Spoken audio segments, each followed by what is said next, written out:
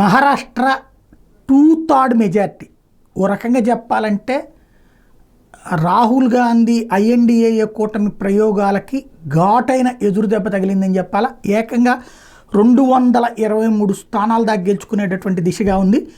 56 స్థానాలకి అంటే కనీసం 100 దగ్గరకు కూడా రాలేనటువంటి పరిస్థితికి 3 ప్రధాన పార్టీలు, కాంగ్రెస్ పార్టీ రాహుల్ గాంధీ నేతృత్వంలో, రెండో పక్కన ప్రియాంక కూడా వెళ్ళి పనిచేసింది, అట్లాగే శరద్ పవార్ నేతృత్వంలో ఎన్సీపీ, అట్లాగే ఉద్ధవ్ థాకరే నేతృత్వంలో శివసేన, ముగ్గురు కలిసినా కూడా 56 సీట్లకు పరిమితం కావడం.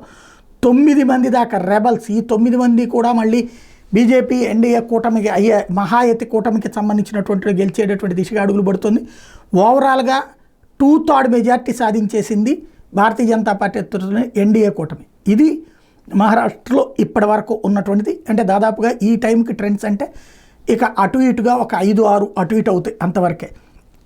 కాబట్టి బీజేపీ కూటమి హస్తగతం చేసుకుంది మహారాష్ట్ర అని చెప్పచ్చు.